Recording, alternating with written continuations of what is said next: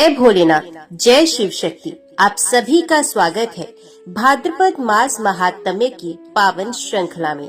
आज हम प्रवेश कर रहे हैं पंचम अध्याय में, जहाँ प्रकट होती है एक महान भक्त की तपस्या और भगवान शिव की कृपा से जीवन में आया चमत्कार। ये अध्याय केवल एक कथा नहीं, ये है धैर्य, भक्ति और विश्वास की विजय गाथा। इसमें छुपा है वह सत्य जो हमें सिखाता है कि भक्ति जब निश्चल होती है तो भगवान स्वयं आगे आकर अपने भक्त की रक्षा करते हैं। इस अध्याय को सुनना मात्र से व्यक्ति के सारे दोष नष्ट हो जाते हैं और उसके जीवन में शिव कृपा की वर्षा होती है। यदि आपने अब तक चैनल को सब्सक्राइब नहीं किया है तो अभी कर ले और बेल आइकन जरूर दबाएं, ताकि हर अध्याय की पावन कथा सबसे पहले आप तक पहुंचे। तो आइए शिव नाम का स्मरण करते हुए आरंभ करते हैं भाद्रपद मास महात्म्य का पंचम अध्याय। हर हर महादेव। बहुत समय पहले की बात है। काशी नगरी में देवदत्त नामक एक विद्वान ब्राह्मण निवास करते थे। वे वेदों के ज्ञाता, यज्ञ करता, लेकिन अत्यंत निर्धन थे। जीवन कठिनाइयों से भरा था, फिर भी वे भगवान शिव की उपासना से कभी विचलित नहीं हुए। हर दिन वे गंगा स्नान करके निर्जल रहकर शिवलिंग पर बेलपत्र, जल और धतूरा चढ़ाया करते। उनकी पत्नी सुशीला भी अत्यंत धर्मपरायण और सहनशील थी। भाद्रपद मास आरंभ हुआ। सुशीला ने पति से कहा, स्वामी, इस मास में भगवान शिव की विशेष कृपा होती है, क्यों ना हम दोनों मिलकर इस मास का व्रत रखें। देवदत्त ने कहा, हम तो पहले ही निर्धन हैं, न ठीक से अन्न है न वस्त्र, परंतु यदि भगवान की कृपा चाहती हो तो इस मास का नियम पालना श्रेष्ठ है। दोनों ने मिलकर व्रत आरंभ किया। प्रथम सोमवार को निर्जल रहकर उपवास किया। द्वितीय सप्ताह में भोजन तो दूर, अन्न का दान कर दिया। तृतीय सप्ताह में देह दुर्बल हो गई, परंतु भक्ति में कोई कमी नहीं आई। चौथे सप्ताह की रात जब दोनों अन्न जल त्याग कर शिव धुन में लीन थे, तभी वहाँ शिवजी स्वयं एक वृद्ध साधु के रूप में प्रकट हुए। तो उन्होंने कहा, वत्स, क्यों ये कष्ट भोगते हो? देवदत्त ने उत्तर दिया, भगवान की कृपा पाने के लिए थोड़ा कष्ट भी मधुर लगता है। साधु मुस्कुराए। उन्होंने हाथ उठाया और उसी क्षण वहाँ सोने, चांदी, अन्न से भरी पोटलियां प्रकट हो गई।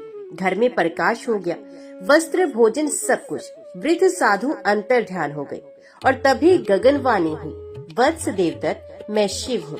तुम्हारी निष्ठा से प्रसन्न होकर मैंने तुम्हारे जीवन से दुख हर लिए हैं।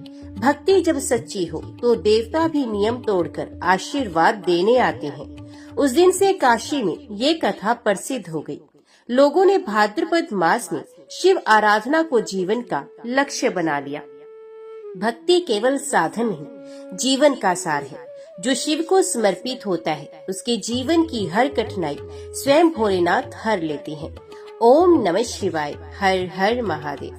अभी हम सुनने जा रहे हैं हरिवंश पुराण के 5वें दिन का पाठ। एक ऐसा अध्याय जिसमें छिपा है धर्म, नीति और भगवान श्री कृष्ण के अद्भुत चरित्र का गूढ़ रहस्य। हरिवंश पुराण का यह दिन हमें न केवल जीवन की वास्तविकताओं से जोड़ता है, बल्कि ये सिखाता है कि कर्म, भक्ति और ज्ञान के मार्ग पर चलकर ही हम मोक्ष के अधिकारी बन सकते हैं। आज के पाठ में प्रकट होंगे भगवान श्री हरि के आदर्श और मिलेगी प्रेरणा, कैसे उन्होंने इस धरती पर धर्म की स्थापना हेतु अवतार लिया। ये पाठ न सिर्फ हमें पवित्र करता है, बल्कि जीवन में आने वाली कठिनाइयों को भी दूर करने में सहायक होता है। यदि आपने अभी तक हमारे चैनल को सब्सक्राइब नहीं किया है तो कृपया अभी करें, ताकि हर दिन की पवित्र कथा और श्री हरि की महिमा आप तक सबसे पहले पहुंच सके। तो आइए शुद्ध हृदय और शांत मन से श्रवण करें हरिवंश पुराण के पंचम दिवस का ये अमृतमय पाठ। ओम नमो भगवते वासुदेवाय नमः। श्री कृष्ण और संघर्षण दोनों भाई व्रज में बाल्य अवस्था को पार करके 7 वर्ष के हो गए थे। इनमें से एक बलराम तो नील वस्त्र धारण करते थे और दूसरे श्री कृष्ण पीत वस्त्र। दोनों के चंदन और अंगराग भी क्रमश पीले और श्वेत थे। दोनों ही काक पक्ष धारण करते थे। अब वे दोनों भाई बछड़े चराने लगे। उन दोनों के मुख बड़े सुंदर थे। वे वन में जाकर कानों को सुख देने वाले पत्तों के बाजे बजाते हुए 3 सिर वाले सर्पों के समान शोभा पाते थे।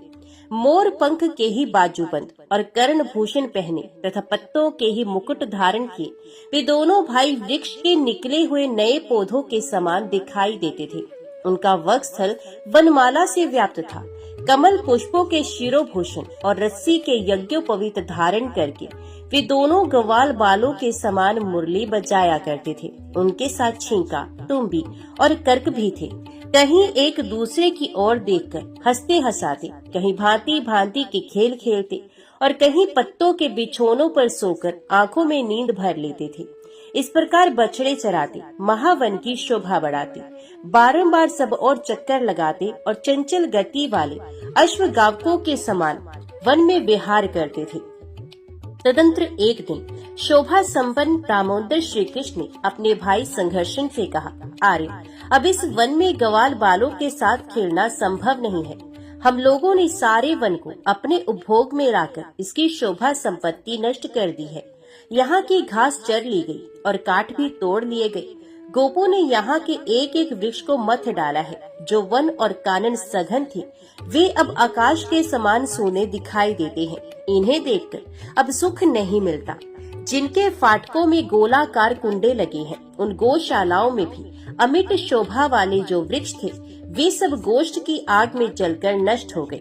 जो तृण और काष्ठ बहुत निकट थे वे दूर तक की जोती हुई भूमियों में अब ढूंढने के योग्य रह गए हैं। इस वन में जल बहुत थोड़ा है, सूखे काठ और तृण भी बहुत कम है। यहाँ आश्रय लेने योग्य कोई स्थान नहीं। यहाँ विश्राम के लिए भूमि खोजनी पड़ती है। विरले ही वृक्ष बच गए हैं, अतः इसकी बड़ी दारुण अवस्था हो गई है। यहाँ के वृक्ष अब काम के नहीं रहे। इनमें फल फूल का अभाव हो गया है। इन पर जो पक्षी रहते थे वे अब अन्यत्र प्रस्थान कर चुके हैं। इस विशाल बस्ती के लोगों ने यहाँ के वृक्षों को उजाड़ दिया है। यहाँ कोई आनंद नहीं रहा। फलों का आस्वाद दुर्बल हो गया है। यहाँ वायु का चलना भी निष्फल है। पक्षियों से रहित ये सूना वन बिना व्यंजन के भोजन की भांति अच्छा नहीं लगता। यहाँ के सूखे काठ और इस वन में होने वाले शाक प्रतिदिन बेचे जा रहे हैं। यहाँ जो ढेर के ढेर तृण थे उनका उच्छेद हो गया।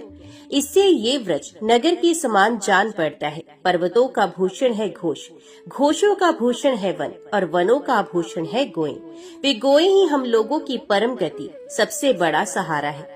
अतः अब हम दूसरे वन में चले जहाँ नई नई घास और ईंधन की अधिकता हो। हमारी गोए उन नई नई घासों को चरना चाहती हैं जो अब तक चरी नहीं गई हैं। अति जो व्रज धन से संपन्न हो वे उस वन में चले जाएं जहाँ नई नई घास उपलब्ध हो, जिनमें दरवाजे बंद गए हैं और चारों ओर से बाढ़ लग गए हैं, जहाँ स्थायी घर बन गए और खेत कर लिए गए। ऐसे व्रजलोक में अच्छे नहीं माने जाते। उन्मत्त विचरने वाले हंसों के समान बंधन रहित होकर विभिन्न स्थानों में घूमते रहने वाले व्रज ही श्रेष्ठ माने जाते हैं।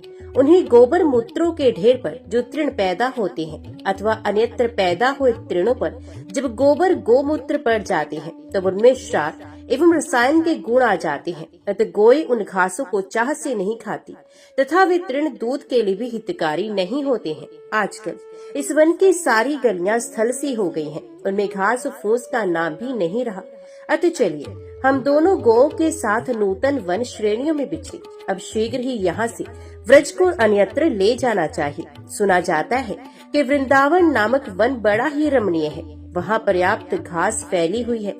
वहाँ के वृक्षों में स्वादिष्ट फल लगे हुए हैं और वहाँ का जल भी सुस्वादु है। उस वन में झिंगुर है न काटे। उसमें सभी वन संबंधी गुणों का संयोग है। वहाँ अधिकतर कदम्ब के वृक्ष हैं तथा वे वन यमुना के तट पर ही स्थित है। उसमें सदा स्निग्ध एवं शीतल वायु चलती रहती है। वहाँ सभी ऋतुओं का निवास है। वह वन बड़ा सुंदर एवं सुखद है। वहाँ गोपियाँ बड़े सुख से सब और विचर सकती हैं। वृंदावन के भीतरी भाग में और भी बहुत से विचित्र एवं मनोहर वन है। वहाँ गोवर्धन नामक महान पर्वत है जो उस वन से अधिक दूर नहीं है। उसके बड़े बड़े शिखर हैं। जैसे नंदन वन के पास मंदराचल की शोभा होती है, उसी प्रकार वृंदावन के निकट गोवर्धन सुशोभित होता है। उस वन के मध्य भाग में विशाल शाखाओं से सुशोभित एक बरगद का वृक्ष है जो 1 योजन ऊंचा है। उसका नाम है भांडीर वट। वे आकाश में शाम मेघ के समान शोभा पाता है। जैसे नंदन वन के बीच में सरिताओं से शेष नलिनी प्रवाहित होती है, उसी प्रकार वृंदावन के मध्य भाग में सीमंत सा बनाती हुई कालिंदी बहती है। हम लोग वहाँ चलने पर गोवर्धन पर्वत, भांडेर वट तथा रमणीय कालिंदी नदी का सुखपूर्वक दर्शन करेंगे। वहीं चलकर इस व्रज को बसाया जाए और इस गुणहीन वन को छोड़ दिया जाए। भैया, आपका भला हो, कोई नवीन कारण उत्पन्न करके हम इन व्रजवासियों को डराएं। बुद्धिमान वसुदेव नंदन श्री कृष्ण ऐसा कह ही रहे थे कि उनके रोम रोम से सैकड़ों भयानक भेड़िए उत्पन्न होने लगे, जो रक्त, मांस और वसा का आहार करने वाले थे। उनके चिंतन करते ही सब और सैकड़ों भयंकर वृक्ष निकल पड़े थे। व्रज को वहां से उजाड़ने के लिए जब श्री कृष्ण की इच्छा के अनुसार बहुत से भेड़िए प्रकट होने लगे, तब उन्हें देखकर गोएं, बछड़ों, मनुष्यों तथा गोप कन्याओं में अथवा यूं कहिए संपूर्ण व्रज में महान त्रास छा गया। वे भेड़िए 5, 10, 20, 30 तथा 100 के झुंड बनाकर श्री कृष्ण के अंगों से निकल रहे थे। वे सभी श्रीवत्स के चिन्ह से सुशोभित थे। श्री कृष्ण के अंगों से प्रकट हुए वे काले मुख वाले वृक्ष गोपों का भय बढ़ा रहे थे। वे बच्चों को खा जाते, गौ के झुंड को त्रास देते तथा रात में बालकों का अपहरण कर लेते। इस प्रकार भेड़ियों द्वारा वह व्रज उजाड़ा जाने लगा। उसमें वन में जाना, गौ की रक्षा करना, वन से कोई वस्तु ले आना अथवा नदी को पार करना असंभव हो गया। वे सबके सब भयभीत थे। उनका चित्त उद्विग्न हो गया था। वे कहीं भी आ जा ना सके। डर के मारे केवल उस वन में ही बैठे रहे। इस प्रकार बड़े हुए व्याघ्र तुल्य पराक्रमी भेड़ियों ने सारे व्रज को निश्चेष्ट तथा एक स्थान में ही सीमित रहने वाला बना दिया। इस प्रकार उन दुर्जय भेड़ियों को बढ़ते देख समस्त व्रज के स्त्री पुरुष एकत्रित हो उस समय उस प्रकार मंत्रणा करने लगे, अब हमें स्थान पर रहने की कोई आवश्यकता नहीं। हम लोग दूसरे किसी विशाल वन में चले जो हमारे लिए कल्याणकारी, सुख पूर्वक रहने योग्य तथा गौ के लिए भी सुखदायक हो। विलंब करने से क्या लाभ, हम आज ही अपने गोधनों के साथ यहाँ से चल दें। भेड़ियों से हमारे सारे व्रज का भयंकर वध न हो जाए, इसके पहले ही हमें यहाँ से प्रस्थान कर देना चाहिए। इन भेड़ियों के सारे अंग धूमिल और लाल रंग की हैं। इनकी बड़ी बड़ी दाढ़ें हैं। ये नखों से बेखोट होते हैं। उनके मुख काले हैं और रात के समय ये भीषण गर्जना करते हैं। हमें इनसे बड़ा भय लगता है। घर घर की स्त्रियां करुण क्रंदन करती हुई यो कहती हैं कि हाय, इन भेड़ियों ने मेरे पुत्र को, मेरे भाई को, मेरे बछड़े को और मेरी गाय को मार डाला है। उनके रोने के शब्द से और गायों के रंभाने से चिंतित हो एकत्रित हुए व्रज के वृद्ध पुरुषों ने व्रज को वहां से उठा देने का ही निश्चय कर लिया। जब नंद जी ने वृंदावन में जाने के लिए उनके मत को जान लिया तथा व्रज को नई जगह बसाने एवं गौओं के हित के लिए वृंदावन में निवास करने के निमित्त उन सबके दृढ़ निश्चय को समझ लिया, तब वे बृहस्पति के समान ये महत्वपूर्ण वचन बोले, यदि ये बात निश्चित हो गई और हमें जाना ही होगा तो आज ही यात्रा कर देनी चाहिए। शीघ्र ही सारे व्रज में ये आदेश दे दिया जाए कि तुम सब लोग शीघ्र ही यहाँ से प्रस्थान के लिए तैयार हो जाओ, देर न करो। फिर तो प्राकृतिक जनों द्वारा व्रज में ये घोषणा करा दी थी कि व्रजवासियों शीघ्र ही गौओं को तैयार कर लो, अपने बर्तन भांडों को छकड़ों पर लाद दो, बछड़ों के समूहों को अभी हाँक दो, गाड़ियां जोतो और यहाँ से वृंदावन में रहने के लिए प्रस्थान करो। नंद गोप का कहा हुआ ये उत्तम वचन सुनकर सारे व्रज के लोग जाने के लिए उत्सुक हो शीघ्र ही उठ खड़े हुए।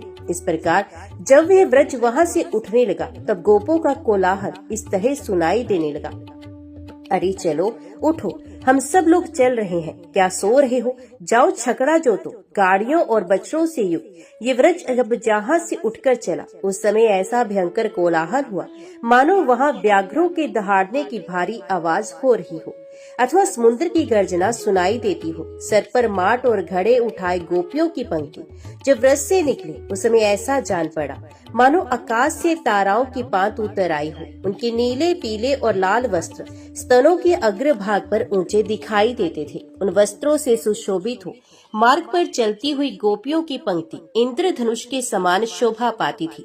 कुछ गोप मोटी और पतली रस्सियों के बोझ के लिए मार्ग में चल रहे थे। वे रस्सियां उनके अंगों पर लटक रही थी। उनसे उपलक्षित होने वाले वे गोप वरोहों से युक्त वट वृक्ष के समान प्रतीत होते थे।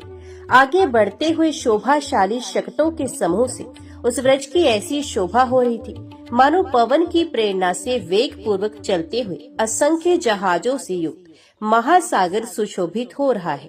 एक ही क्षण में व्रज का वह स्थान ऊसर भूमि के समान सूना हो गया।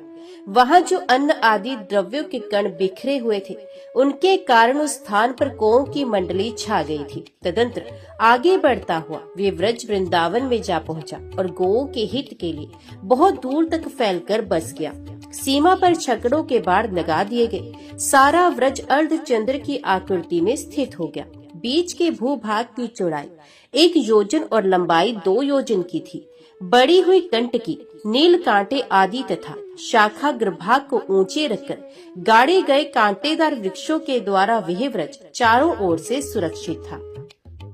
कहीं दही दूध के माटों में मथानी डाली जा रही थी, कहीं मथानी में बंधी हुई रस्सी खींची जाती थी, कहीं इधर उधर गगरियां या माटों को जल से धोया जाता था, कहीं कील या खूंटे गाड़े जाते थे जिनमें मोटी पतली रस्सियां बंधी होती थी, कहीं बहुत से खंबे खड़े किए जा रहे थे, कहीं छकड़े घुमाए जाते थे, कहीं मंथन पात्र या माट में डाले गए थंब के सिरे पर रस्सियां बांधी जाती थी, कहीं घर छाने के लिए संचित चटाइयां तिनकों के समूह बिखरे पड़े थे, कहीं यत्र तत्र वृक्षों की शाखाओं पर पक्षियों के रहने योग्य स्थान बनाए जाते थे, कहीं गौओं के रहने योग्य स्थानों की शोध हो रही थी, कहीं ओखलियां रखी जा रही थी, उन्हें पूर्वाभिमुख करके धोया जा रहा था, कहीं आग जलाई जाती थी, कहीं छकड़ों पर से बछड़ों के चर्म से निर्मित बिछौनों सहित पलंग उतारे जा रहे थे, कहीं गोपियां अपने सर से जल का घड़ा उतारती हुई उस वन की शोभा देखती थी। कुछ गोप कन्याएं सब और घूम घूम कर वृक्षों की डालियां खींच रही थी। क्या बूढ़े क्या जवान, सभी गोपों के हाथ कार्य में अत्यंत व्यस्त थे। वे कुठारों से काट और वृक्षों को भी काट रहे थे। इन सब के कारण वन से घिरा हुआ वह व्रज का स्थान अधिक शोभा पा रहा था। वृंदावन का वे रमणीय प्रदेश स्वादिष्ट फल, मूल और जल से संपन्न था। व्रज के वे सभी कामधेनु गोएं समस्त पक्षियों के कलरवों से मुखरित और नंदन सदृश काननों से युक्त वृंदावन में पहुंच गए। वन में विचरने वाले गौ के हितकारी श्री कृष्ण ने पहले ही अपने मन से कल्याण चिंतन पूर्वक उस वन को देखा था। अतः यद्यपि उस समय बहुत ही रूखे गर्मी के महीने का अंतिम भाग आषाढ़ बीत रहा था, तो भी वहाँ घास पात बहुत बढ़ने लगा, मानो इंद्रदेव वहाँ अमृत की वर्षा कर रहे हो। जहाँ भगवान मधुसूदन संपूर्ण विश्व के हित के लिए विराजमान थे, उस वृंदावन में न तो बछड़े कभी शिथिल होते थे, न गोए कष्ट पाती थी और न दूसरे ही लोगों को कभी दुख का अनुभव होता था। वे गोए, वे व्रज तथा वे तरुण वीर बलराम जी सब के सब श्री कृष्ण द्वारा विहित उस निवास स्थान में बड़े आनंद से रहने लगे। वृंदावन में पहुंचकर वसुदेव जी के वे दोनों पुत्र, जो बहुत ही सुंदर थे, बछड़ों के झुंडों को चराते हुए वहां सब और विचरने लगे। वृंदावन में रहकर ग्वाल बालों के साथ क्रीड़ा और यमुना स्नान करते हुए उन दोनों भाइयों का ग्रीष्म मास सुखपूर्वक बीत गया। तदंतर मन की कामना को दीप्त करने वाली वर्षा ऋतु आ गई। मेघों की भारी घटा घिर आई और वर्षा करने लगी। उन मेघों के मध्य भाग इंद्रधनुष से अंकित दिखाई देते थे। सूर्य का दर्शन नहीं हो पाता था। घास इतनी बढ़ गई कि धरती भी अदृश्य हो गई। नूतन जलराशि को खींच लाने वाले मेघ रूपी वायु ने भूतल को झाड़ बुहार और धोकर साफ कर दिया। उस समय भूमि ऐसी दिखाई देती थी मानो उसकी युवावस्था आ गई हो। इंद्र गोप नामक कीट नूतन वर्षा के जल से भीग रहे थे। वन प्रांत के दावानल और धूम नष्ट हो गए थे। इससे उन वनों की बड़ी शोभा हो रही थी। बड़े बड़े पंखों से विभूषित मयूरों के नृत्य व्यापार का समय आ पहुंचा था। अतः उनकी मदमत दशा की मधुर वाणी बड़ी पटुता के साथ श्रवण गोचर होती थी। नूतन वर्षा में जिनकी कमनीयता बढ़ गई है, जो भ्रमरों को आहार प्रदान करते तथा युवावस्था में आ पहुँचे हैं, उन कदम्ब वृक्षों का आकार नए बादलों के आने से अधिक शोभा पाने लगा था। कुटिज के वृक्षों ने अपने फूलों से वहाँ सब और हास्य की छटा छिटका दी। कदम्बों ने उस वन में सुगंध भर दी। बादलों ने गर्मी मिटा दी और जल की धाराओं ने वसुधा को पूर्ण तृप्त कर दिया, जो सूर्य की किरणों से संतप्त तथा दावानल से दग्ध हो गए थे। वे पर्वत मेघों के बरसाए हुए जल से अभिक्षित हो उन्हें सांसें लेने लगे। उठी हुई प्रचंड वायु पताका के समान फहरा रही थी। बड़े बड़े मेघों के समुदाय महलों के समान प्रतीत होते थे। इस प्रकार आकाश भूतल के महाराजों के नगर के समान स्वरूप धारण किए था। कहीं कदम्ब का विकास हास की सी छटा बिखेर रहा था, कहीं भूमि फोड़ या गोबर छत्ता आभूषण के समान शोभा देता था। जगह जगह नीप के वृक्ष खिले हुए थे। इन सबके कारण वृंदावन अत्यंत दीप्तिमान सा प्रतीत होता था। इंद्रदेव के बरसाए हुए जल से अभिषेक तथा वायु से विस्तार को प्राप्त हुई पृथ्वी की सौंधी सी सुगंध सूंघकर लोगों का मन शुद्ध हो उठता था। मतवाले भ्रमरों के गुंजारव, मेढकों की ध्वनि तथा मोरों की नूतन कोकावणी में वहाँ की भूमि गूंज रही थी। नदियों में तीव्र गति से बड़ी बड़ी भंवरें उठ रही थी। वर्षा के कारण उनका वेग महान हो गया था। वे तटवर्ती वृक्षों को बहा ले जाती थी और क्रमश विस्तार को प्राप्त हो रही थी। निरंतर जल की धारा बरसने के कारण जो उड़ने के प्रयत्न में असफल हो गए थे, जिनके ऊपरी पंख शिथिल प्रयास होकर काम नहीं दे पाते थे, वे पक्षी थके मांदे के समान वृक्षों की शाखाओं को छोड़ नहीं रहे थे। सूर्यदेव नूतन जलधरों के उद्रों में जो जल के कारण सघन और फैले हुए थे तथा वर्षा के बाद गर्जना भी करते थे, डूबते से जा रहे थे। भूमि एक तो घास से ढकी थी, दूसरे जल के प्रवाह में डूब गई थी। रास्तों का पता चलना कठिन हो गया था। मार्गों के किनारे उगे हुए वृक्षों से उन मार्गों को ढूंढा या पाया जा सकता था। वृक्षों से सुशोभित होने वाले पर्वतों के शिखर जल के स्रोतों से कटकर नीचे गिर रहे थे। ऐसा जान पड़ता था मानो वे पर्वत वज्र के प्रहार से विदीर्ण हो गए हों। मेघों की वर्षा का जल नीचे गिरकर नीची भूमि का अनुसरण करता हुआ गड्ढे में जाता था। उसके भर जाने पर उसे निकलकर बाहर फैलता था और सारी वन श्रेणियों को अपलावित कर देता था। अत्यंत वर्षा से भ्रांत हुए जंगली हाथी सूंड और मुंह को ऊपर उठाए मेघ की गर्जना का अनुकरण करते थे। उस समय वे पृथ्वी उतरे हुए मूर्तिमान मेघ के समान जान पड़ते थे। वर्षा ऋतु आ गई और आकाश में बादल घिराए। ये देखकर रोहिणी नंदन बलराम जी ने श्री कृष्ण से ये साम्यक बात कही। श्री कृष्ण, आकाश में उन ऊंचे उठे हुए काले बादलों को तो देखो, जो वक पंक्ति रूपी उज्जवल हारों से विभूषित है। वे तुम्हारी अंग कांति चुराए लेते हैं। ये तुम्हारी नींद लेने का समय है। काले मेघों के कारण आकाश तुम्हारे अंगों के समान श्याम वर्ण का दिखाई देता है तथा वर्षा ऋतु में चंद्रमा भी तुम्हारी तरह अज्ञातवास कर रहे हैं, जो काले मेघों के छा जाने से श्याम दिखाई देता है तथा जिसकी आभा नील कमल दल के समान हो गई है। वे आकाश दूरदिन आने पर स्वयं भी दूरदिन सा प्रतीत होता है। श्री कृष्ण, देखो, जल से भरकर परस्पर गूंथे हुए इन काले बादलों से गौओं की वृद्धि करने वाला गोवर्धन पर्वत कैसा रमणीय प्रतीत होता है। ये कृष्ण मृग चारों ओर जल गिरने से मदमत हो उठे हैं और आनंद मगन होकर काननों में विचरते हुए शोभा पा रहे हैं। कमल नयन जल से अभिक्षित होकर हर्ष उल्लास में भरे हुए ये कोमल हरित तृण अपने पत्तों से पृथ्वी को ढकते जा रहे हैं। मेघों के आने पर जल के झरने बहाने वाले पर्वतों की, वनों की तथा सस्य से संपन्न खेतों की लक्ष्मी एक सी हो रही है, कहीं न्यून या अधिक नहीं है। दामोदर शीघ्रगामी वायु से प्रेरित हो ऊपर उठे हुए तथा परदेश में रहने वाले पुरुषों का घर आने के लिए उत्सुक बनाने वाले ये बादल प्रचंड गर्जना करते हुए अपनी प्रगल्भता का परिचय देते हैं। त्रिविक्रम रूप धारण करने वाले हरे बाण और प्रत्यंचा से रहित तिरंगे इंद्रधनुष से तुम्हारे मध्यम पद का श्रृंगार सा किया गया है। अश्रावण मास की आकाश के नेत्र स्वरूप अंशुमाली सूर्य प्रभाहीन से होकर आकाश में विचरते हुए अधिक शोभा नहीं पा रहे तथा बादलों से आच्छन्न होने के कारण इनकी तापदायिनी किरणें शीतल हो गई हैं। आकाश में फैलकर समुद्र के जल प्रवाह से प्रतीत होने वाले इन बादलों ने अविच्छिन्न रूप से जल की धाराएं गिराकर आकाश और पृथ्वी को मानो सदा के लिए एक दूसरे के साथ जोड़ दिया है। पृथ्वी पर अत्यंत वर्षा होने के कारण नील, अर्जुन और कदम्बों की गंध से वासित हुई कोलाहल युक्त वायु कामियों का काम उद्दीपन करती हुई बह रही है। बड़े जोर से वर्षा आरंभ हो गई है। बड़ी बड़ी मेघ बरसने के लिए नीचे को झुक आए हैं, जिनसे यह आकाश अथाह अनंत महासागर से संयुक्त सा प्रतीत होता है।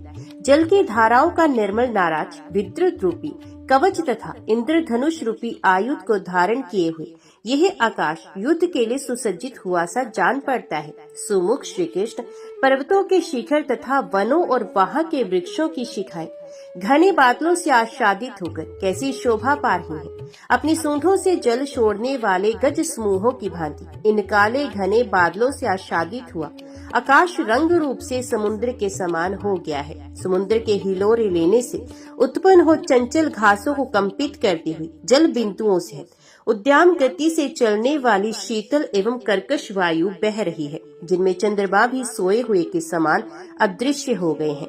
बादलों ने पानी बरसाना आरंभ कर दिया है और आकाश के सूर्य भी डूब चुके हैं। ऐसी बरसाती रातों में दसों दिशाओं का कुछ पता नहीं चलता है। सब और वायु से मेघों द्वारा उपलक्षित आकाश चेतन सा प्रतीत होता है। किसानों को न दिन का पता चलता है न रात का। श्री कृष्ण देखो, घाम रूपी दो सिर है और मेघों के बरसाए हुए जल से विभूषित हुआ वृंदावन चैत्र वन के समान शोभा पा रहा है। इस प्रकार श्री कृष्ण के बड़े भ्राता महाबली श्रीमान बलराम वर्षा काल के गुणों का वर्णन करते हुए ही उनके साथ व्रज में चले गए। एक दूसरे के साथ खेलते और घूमते हुए दोनों भाई श्री कृष्ण और संघर्षण उस समय के भाई बंधुओं के साथ उस विशाल वन में विचरने लगे। एक दिन इच्छा अनुसार रूप धारण करने वाले सुमुख श्री कृष्ण अपने भाई संघर्षण के बिना ही उस रमणीय वृंदावन में विचरने लगे। उन्हें मस्तक के पिछले भाग में काक पक्ष धारण कर रखे थे। उनके नेत्र कमल दल के समान सुंदर एवं विशाल थे। वे श्याम सुंदर छवि से युक्त एवं श्री संपन्न थे तथा वक्षस्थल में श्रीवत्स चिन्ह धारण करके शश चिन्ह से युक्त चंद्रमा के समान शोभा पाते थे। बाजूबंद से विभूषित हुए उनके हाथों का अग्रभाग विकसित कमल के समान कांतिमान था। उनके पैर सुकुमार लाल और क्रांत विक्रांत गति से चलने वाले थे, जिनसे उनकी अनुपम शोभा होती थी। वे कमल केसर के समान पीले रंग के दो महीन वस्त्र पहने हुए थे, जो मनुष्यों के आनंद को बढ़ाने वाले थे। उन वस्त्रों को धारण करने वाले श्याम सुंदर श्री कृष्ण संध्या काल की स्वर्णिम आभा से युक्त मेघ के समान सुशोभित होते थे। उनकी दोनों भुजाएं सुंदर गोल तथा देवताओं द्वारा पूजित थी। वे बछड़ों के व्यापार में संलग्न थी और उनके गले में घुंघरू बांधने की रस्सियों से उलझी हुई थी। ऐसी भुजाओं से श्री कृष्ण की बड़ी शोभा हो रही थी। बाल्यावस्था में सुंदर ओठों से सुशोभित उनका मुख कमल के सदृश सुंदर और उसी के समान गंध से सुवासित होकर अपनी अद्भुत शोभा फैला रहा था।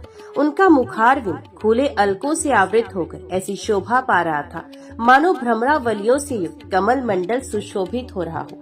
उनके मस्तक पर अर्जुन और कदम्ब के फूलों से युक्त एक माला शोभा पा रही थी, जो नीप के पुष्पों तथा नूतन अंकुरों से सुशोभित थी। वे आकाश में तारिकाओं की भांति अपनी छटा छिटका रही थी। वैसी ही माला उनके कंठ में भी पड़ी हुई थी, जिससे वीरवर घनश्याम श्री कृष्ण मेघमालाओं की श्याम कांति से संपन्न मूर्तिमान भाद्रपद मास की शोभा बढ़ा रहे थे। उनके कंठगत सूत्रों में एक निर्मल मोर पंख लटक रहा था, जो मंद गति से बहने वाली वायु के हल्के आघात से हिल रहा था। उस मोर पंख से भी उनके श्रीअंगों की शोभा वृद्धि हो रही थी।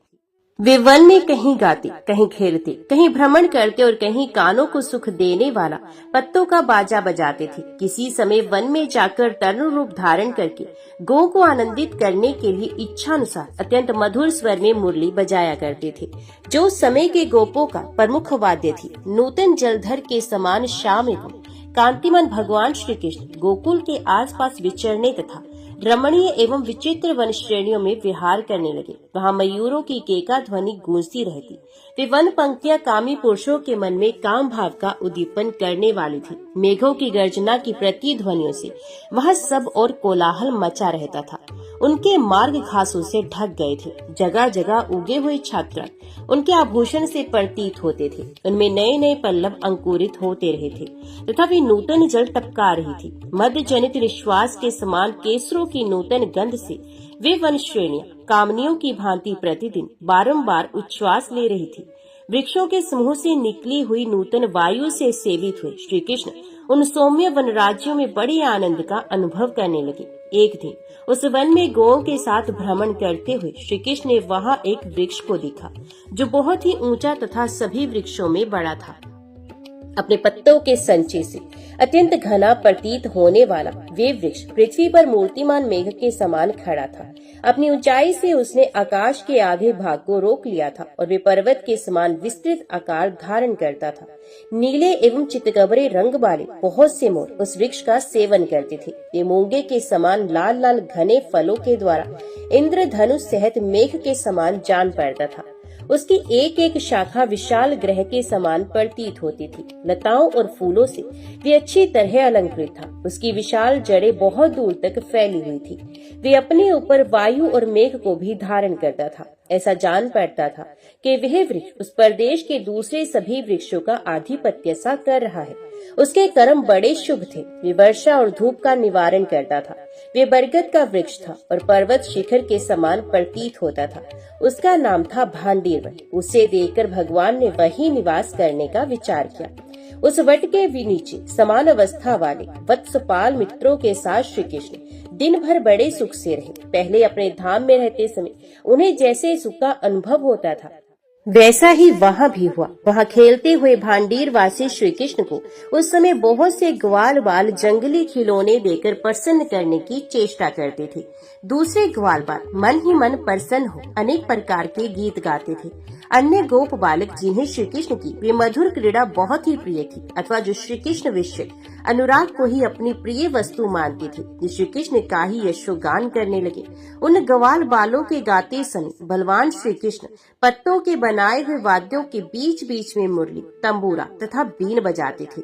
गाय बैलों के समान विशाल नेत्रों वाले श्री कृष्ण किसी समय अपनी गौ को चराते हुए ही यमुना जी के तट पर जा पहुँचे, जहाँ का प्रत्येक वृक्ष लताओं से अलंकृत था, जो अपनी चंचल तरंग रूपी कुटिल कटाक्षों से कुछ वक्र दिखाई देती थी, जिसके जल का स्पर्श करके सुखदायिनी हवा चल रही थी तथा जिसमें कमल और उत्पल खिले हुए थे। उस यमुना नदी को श्री कृष्ण ने देखा। उसमें उतरने के लिए उत्तम मार्ग थे। उसका जल स्वादिष्ट था। उसके भीतर कई कुंड थे तथा वह बड़े वेग से प्रवाहित हो रही थी। जल और वायु के द्वारा प्रकट हुए वेग से उसने किनारे के वृक्षों को झुका दिया था। हंसों और कांडवों के उद्घोष तथा सारसों के कलनाद से वहाँ सदा कोलाहल होता रहता था। अपने जोड़े के साथ विचरने वाले चक्रवात आदि पक्षी यमुना तट का सेवन करते थे। जल में उत्पन्न होने वाले प्राणी मत्स्य आदि यमुना जी में भरे हुए थे। वे जल जनित शीतलता आदि गुणों से विभूषित थी। जल में होने वाले कमल आदि पुष्प उनमें विचित्र शोभा का आधान करते थे तथा जल जनित सेवार आदि के कारण उनका जल हरा दिखाई देता था। फैले हुए स्तोत्र ही उनके चरण थे। दोनों तट नितंब मंडल की शोभा धारण करते थे। उठती हुई भंवरें उनकी गंभीर नाभि थी। वे कमल रूपी रोमावली से अनुरंजित थी। तट के निकट जो प्रवाह की कृष्णा थी वही उनका सूक्ष्म उदर अथवा कृष्णकट भाग थी। वे अपनी मनोहर कांति से कमनीय प्रतीत होती थी। वे तरंगमयी त्रिवली धारण करती थी। फेन ही उनका हर्षतुल्लभ मुख था। वे सदा प्रसन्न रहती थी और हंस ही उनके हाथ थे। सुंदर लाल कमल उनके लाल लाल ओष्ठों की झांकी कराते थे। जल का नीचे की ओर जाता हुआ प्रवाह ही उनकी झुकी हुई भौहें थी। नील कमल ही उनके नेत्र थे। जल का कुंड ही उनका विस्तृत ललाट प्रांत था। त्रिसेवार ही उनके सुंदर केश थे। उनकी कांति बड़ी ही कमनीय थी। चकवा चकवी जोड़े उनके मानो युगल अवरोज थे। उनका विस्तृत मुख दोनों तटों पर फैला हुआ था। लंबे स्तोत्र ही उनकी विशाल भुजाओं के समान थे। दोनों तटों की पूर्णता ही उनके विस्तृत कान थे। वे कांडवों के कुंडल पहने हुए थे। उनके नील कमल रूपी लोचन अनुपम शोभा से संपन्न थे। तट पर उत्पन्न हुए वृक्ष आदि ही उनके आभरण थे। मछलियों की पंक्ति उनकी उज्जवल करधनी सी प्रतीत होती थी। उनके जल का फैला हुआ पाठ ही पाटंबर का काम देता था। सारसों की मीठी बोली ही उनके नूपुर की मधुर ध्वनि थी। विकास पुष्प हंस एवं स्वर्ण के समान सुंदर स्वच्छ जल में वस्त्र धारण करती थी। भयंकर नाकें उनके अंगों में लगे हुए चंदन से प्रतीत होती थी। वे कश्यप रूपी लक्षणों से विभूषित थी। पशुओं के पानी पीने के घाट पर आए हुए हिंसक जंतु उनके शीश फूल थे। मनुष्य आदि प्राणी उनके पयोधर का पान करते थे। यमुना जी के जल को हिंसक जंतुओं ने पीकर जूठा कर दिया था और उनके दोनों तट विभिन्न आश्रमों से भरे हुए थे। ऐसी समुद्र की पटरानी यमुना की शोभा निहारती और बढ़ाते हुए श्री कृष्ण अपनी मनोहर गति से वहाँ चारों ओर विचर रहे थे। नदियों में श्रेष्ठ यमुना के तट पर विचरते हुए श्री कृष्ण ने एक उत्तम जल कुंड देखा जो बहुत बड़ा था। उसका विस्तार 1 योजन का था। देवताओं के लिए भी उसे पार करना कठिन था। वे बहुत ही गहरा शोभ रहित जल से परिपूर्ण तथा प्रशांत समुद्र के समान हलचल से शून्य था। जल में पैदा होने वाले मगर आदि हिंसक जंतुओं ने भी उस हालत को त्याग दिया था। जलचर पक्षियों से भी वे सोना ही था तथा मेघों से आच्छादित हुए आकाश की भांति वे अगाध जल से पूर्ण दिखाई देता था। उसके तटों पर बड़े बड़े बेल थे जिनमें सर्प रहते थे। उनके कारण उस कुंडल तक का पहुंचना बहुत ही कष्टदायक था। सर्पों की विष रूपी अरणी से उत्पन्न हुई आग के धूम से वे सारा कुंड व्याप्त रहता था। वे पशुओं के उपभोग में आने के योग्य नहीं रहा था। जलार्थी प्राणियों के लिए उसका जल अपेय हो गया था। तीनों समय स्नान की इच्छा रखने वाले देवताओं ने भी उसे त्याग दिया था। वे हलद उनके उपभोग में भी नहीं आता था। उस कुंड के ऊपर आकाशचारी पक्षियों के लिए आकाश मार्ग से भी जाना असंभव था। उसके जल में तिनके भी पड़ जाए तो वे कुंड अपनी विषग्नि के तेज से प्रज्वलित हो उठता था। उसके चारों ओर एक एक योजन से अधिक भूभाग ऐसा था जिस पर चलना देवताओं के लिए भी बहुत कठिन था। वह फैली हुई भयानक विषग्नि से जो लपट उठती थी, उसने आसपास के वृक्षों को भी जलाकर भस्म कर दिया था। व्रज के उत्तर भाग में केवल एक कोस की भूमि ऐसी रह गई थी जो उसकी विषग्नि के प्रभाव से बची रहने के कारण रोग शोक से रहित थी। उस विशाल एवं अगाध कुंड को जो अपने तेज से दीप्तिमान था, देखकर श्री कृष्ण के मन ही मन सोचा, किस महान प्राणी का ये कुंड है। इस हालत में काली अंजराशि के समान काला तथा अत्यंत दारुण वे साक्षात नागराज कालिया निवास करता है, जो पूर्व काल में मेरी जानकारी में ही सर्प भोजी पक्षीराज गरुड़ के भय से समुद्र का निवास छोड़कर यहाँ आ गया था। उसी ने सारी समुद्र गामिनी यमुना को विष से दूषित किया है। उस नागराज के भय से ही कोई प्राणी इस देश का सेवन नहीं करता, इसलिए बड़ी बड़ी घासों से भरा हुआ ये वन भयानक हो गया है। वरोहों और वृक्षों सहित ये घोर वन नाना प्रकार की लताओं तथा पादपों से परिपूर्ण है तथा सर्पराज कालिया के विश्वासी मंत्री इस भूभाग की रक्षा करते हैं। ये वन आकाश की भांति अवलंबन शून्य हो गया है। विष मिश्रित अन्न के समान इसका स्पर्श भी दुखदायक है।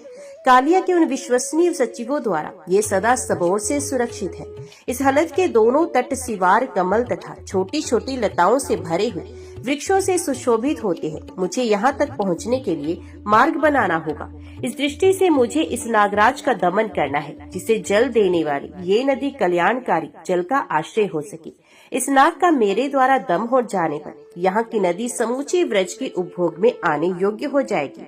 यहाँ सब और सुख पूर्वक विचरण करना संभव हो जाएगा तथा ये नदी समस्त तीर्थों और सुखों का आश्रय हो जाएगी। इसलिए व्रज में मेरा ये निवास हुआ। इसलिए मैंने गोपों में अवतार ग्रहण किया। कुमार्ग पर स्थित हुए इन दुरात्माओं का दमन करने के लिए यहाँ मेरा अवतार हुआ है। मैं बालकों के खेल खेल में ही इस कदम पर चढ़कर उस घोर हलद में कूद पड़ूंगा और कालिया नाग का दमन करूंगा। ऐसा करने पर संसार में मेरे बाहुबल की ख्याति होगी। चंचल श्री कृष्ण ने नदी के तट पर पहुंचकर दृढ़ता पूर्वक अपनी कमर कस ली।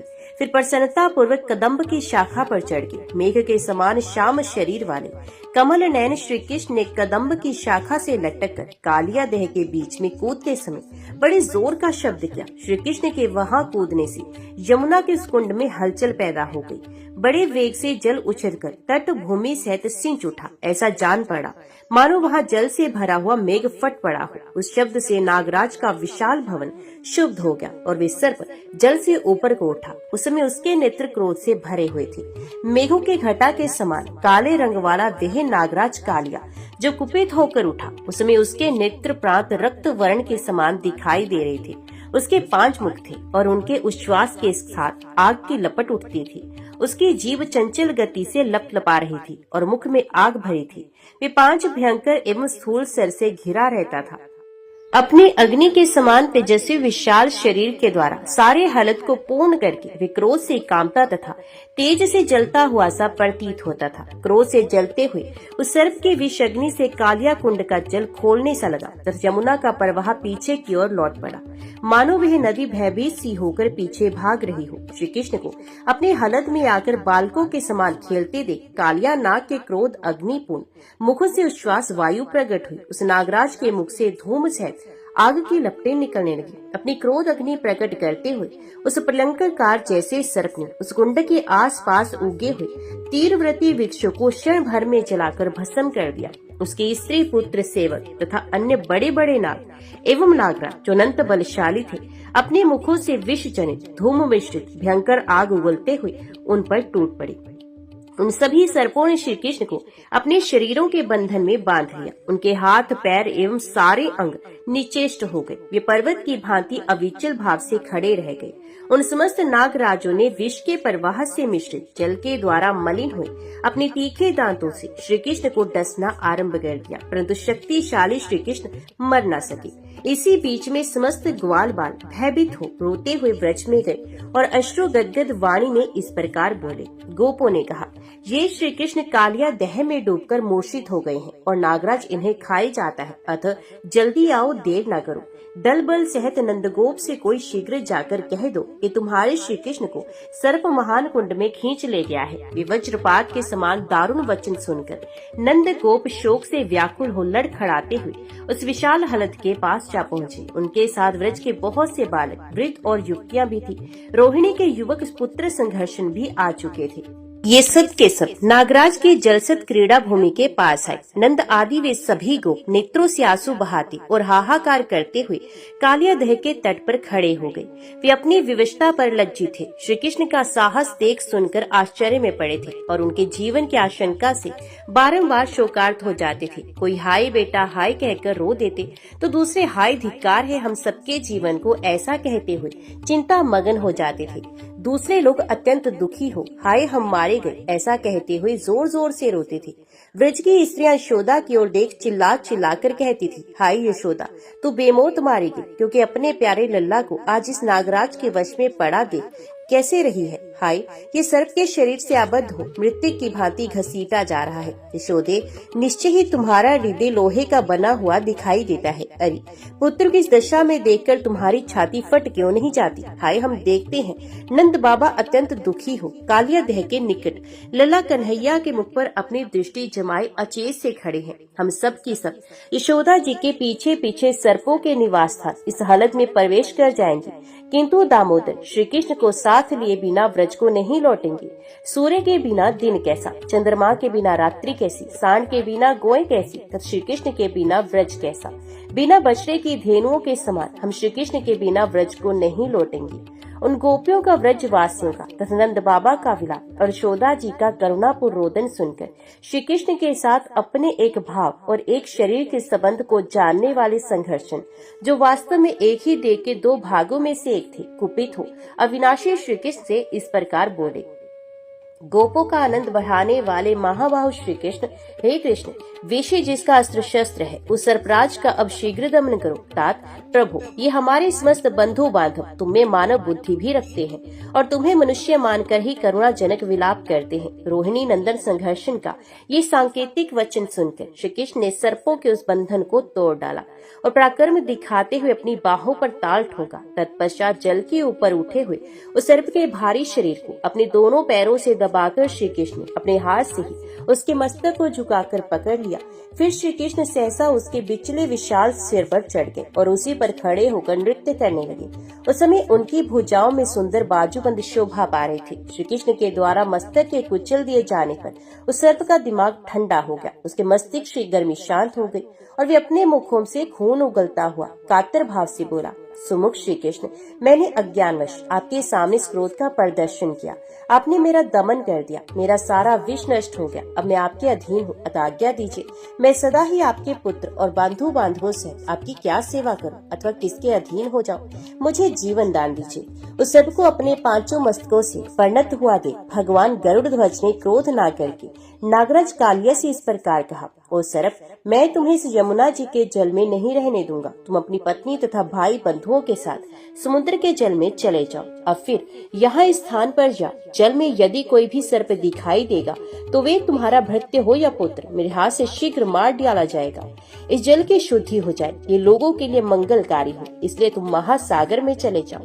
यहाँ रहने पर तुम्हारे जीवन का अंत कर देने वाला महान दोष प्राप्त होगा। सर्प समुद्र में रहते समय भी तुम्हारे पांचों मस्तकों पर मेरे चरण चिन्ह देखकर सर्पों के शत्रु गरुड़ तुम पर प्रहार नहीं करेंगे। तब नाग प्रवर कालिया भगवान श्री कृष्ण के दोनों चरणों में मस्तक झुकाकर गोपों के देखते देखते उस कुंड से अदृश्य हो गया।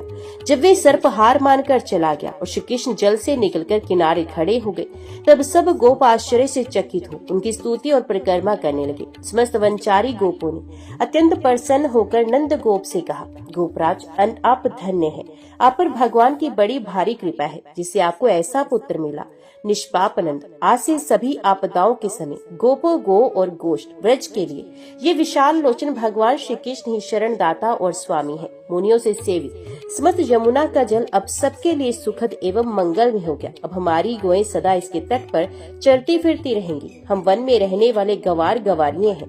ये बात स्पष्ट ही सत्य दिखाई देती है, क्योंकि ऐसे महान आत्मा श्री कृष्ण राख में छिपी हुई आग की तरह ब्रज में विद्यमान है, परंतु हम इनके महत्व को समझते ही नहीं। इस प्रकार वे विस्मित हुए। समस्त गोपगण अविनाशी भगवान श्री कृष्ण की स्तुति करते हुए गोष्ठ में चले गए, मानो देवता चेत्रस वन में गए हो। ओम नमो भगवते वासुदेवाय नमः। जय श्री राधे कृष्णा। आगे की कथा हम अगले अध्याय में सुनेंगे।